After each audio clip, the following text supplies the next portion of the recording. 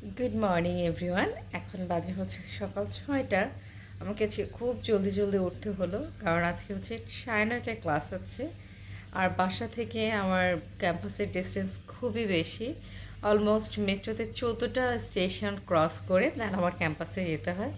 So এত সকাল ভাবছি কি খাবো, চিন্তা করতে করতে কিছু খেতে ইচ্ছে করছিল না, তাই ভাবলাম একটু মিল্কই খেয়ে। আমি এখানে অল্প একটু মিল্ক গরম করে নিচ্ছি, সাথে অবশ্য দুই একটা বিস্কুট খেয়ে নেব। এতেই আমার সকালে নাস্তা হয়ে যাবে আশা করছি। কি আর করার, বাসা থেকে যেহেতু অনেক ডিস্টেন্স, তো সকালে উঠতে হয়।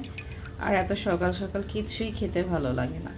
সকালে যেহেতু ডিস্টেন্স থেকে যেতে অনেক সময় লাগে, এজন্য আমি রাতেই আমার মতো করে কিছু রান্না বান্না করে রেখেছি, কারণ এখানে খাবারের দাম খুব বেশি এক্সপেন্সিভ।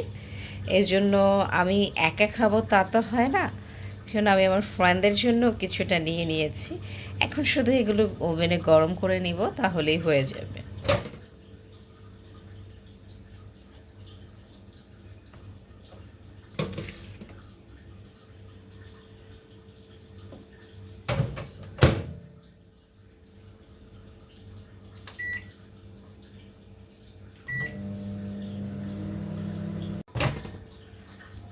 এখন ওভেন থেকে আমি আমার খাবারটা নামিয়ে নিচ্ছি, কারণ সকালে উঠে নতুন করে খাবার রেডি করব এটা কিন্তু একদমই সম্ভব না।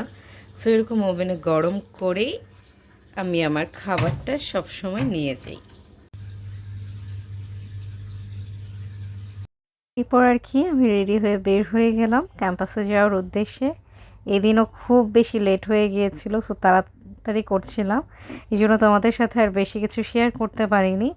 যাই হোক বন্ধুরা, একটা রিকোয়েস্ট, তোমরা কিন্তু চ্যানেল অবশ্যই সাবস্ক্রাইব করতে ভুলবে না, আর ভিডিও কিন্তু অবশ্যই শেয়ার করে দেবে। আর এই হচ্ছে আমরা ক্যাম্পাসে যখন চলে এসেছি, এখানে আসলে আমাদের কোনো ছাড়াছাড়ির সুযোগ নেই, মানে প্রত্যেককেই সব কিছুতে পার্টিসিপেট করতে হয়।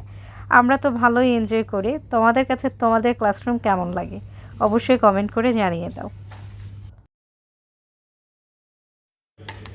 দেখেন আমরা ক্লাসের ফাঁকে কি খাই। এই যে দেখেন বাংলাদেশি বোতল, কালার দেখলেই বোঝা যাচ্ছে। আর আমরা ক্লাসের ফাঁকে খাচ্ছি বাংলাদেশি ম্যাগি। সো এনজয় করতে থাকি।